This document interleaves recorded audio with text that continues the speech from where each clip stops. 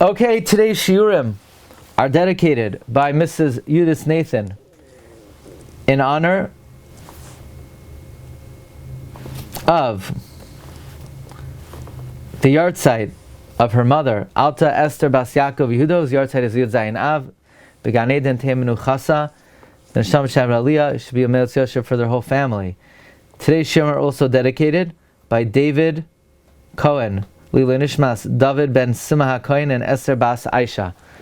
This coming Shabbos is the Yahrtzeit of Rav Nasan Nata Shapira, the Megaleh Amukos.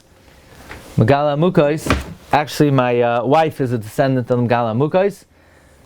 I once had the zchus to be at his kever on his Yahrtzeit. Hashem brought me to his kever on the Yahrtzeit. We were the first ones in the cemetery, the ancient cemetery in Krakow. And I go to his grave, and sure enough, it said Yud Gimel Av.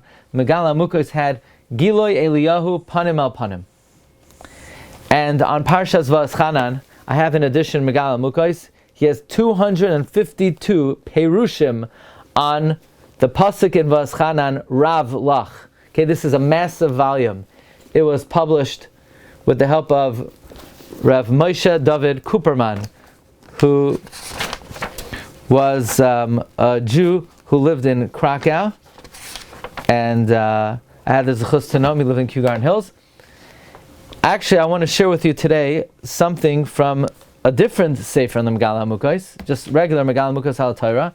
Something I found there this morning that I was looking for many years, and it's something that I published from Reb Chaim Kanievsky in the name of the Megaleh Amukos, but can never find where does the Megaleh Amukos say this. So it's very interesting.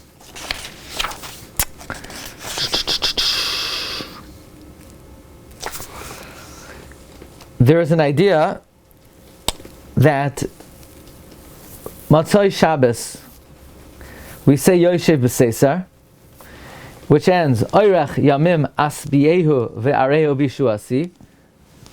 By the way, most people, if you listen carefully, they say Oirach Yamim Asbiehu.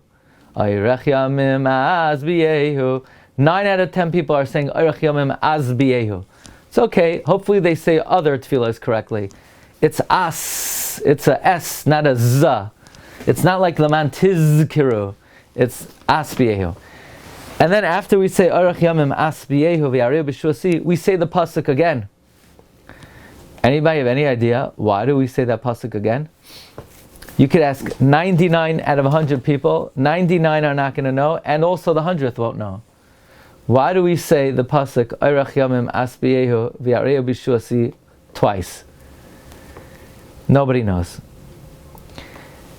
So Reb Chaim Kanievsky says he heard from Zakein in the name of the Zohar, and this is something I found in the Megaleh Amukos this morning, that anybody know? We know that how many hours are there in a week? 7 times 24 is 168. How many hours a week does Gehenna operate?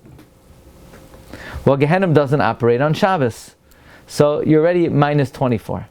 Gehenna doesn't operate either during the Zmanim of Tefillah. During the Zman of Tefillah. Now, how much time does one spend in shul for Tefillah? At least an hour and a half of Tefillah, obviously. The Zohar teaches at least an hour and a half of Tefillah. Okay? So if you're upset that your Mincha Marav took 17 minutes, so long, why are they doing so long? Pal, you need to be in shul for 3 hours for Mincha Marav. Each tefillah is designated an hour and a half. Okay, an hour and a half. That means how many hours a week is Gehenna not operating? Because Gehenna doesn't operate during the Zman of tefillah either. So it's 4.5 hours a day plus Shabbos. 4.5 times 6 is 27. So it means 27 hours during the week and 24 hours on Shabbos. 51 hours a week, Gehenna stops going. Takes a break, which means that Gehenna is operating out of 168 hours, it's operating 117 hours a week. 51 hours, it's off. Says the Megaleh Amukos, this is alluded to in the Tefillah Moshe Rabbeinu. Moshe says, Ebra Naha, 51. Moshe Rabbeinu was invoking the 51 hours a week that Gehenna is not operable. Well, says Reb Chaim Kanievsky that why do we say Yoshev b'Seiser El Yain is because it's a tefillah for those who have emerged from Gehenna Matzah Shabbos. And in Yoshev b'Seiser there are 112 words.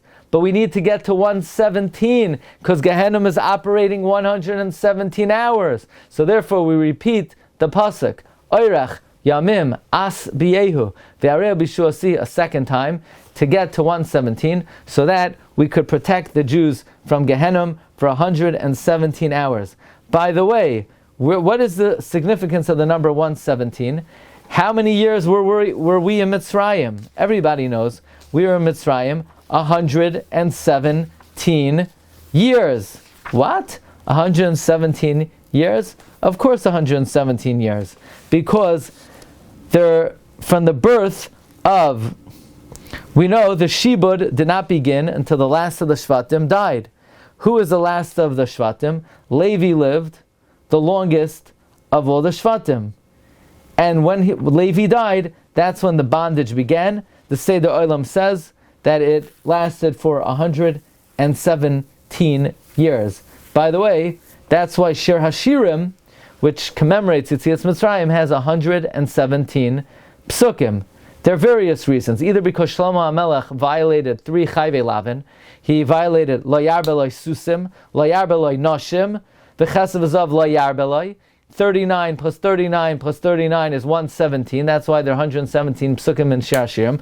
Also because the Shibud of Mitzrayim was 117 years. Furthermore,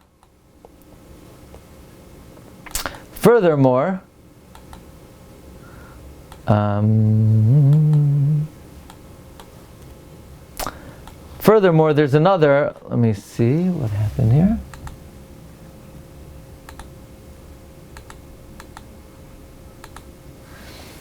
Furthermore, there's another reason why the Shibud was 117 years. Why did we go down to Mitzrayim in the first place? We went down to Mitzrayim because we sold Yosef. Now, how old was Yosef when we sold him? He was 17.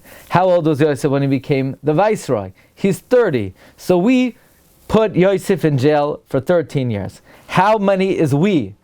Well, 9 of the Shvatim were involved. Ruvain wasn't there, Yosef wasn't there, Binyamin wasn't there, so it's 9 times 13, which is 117.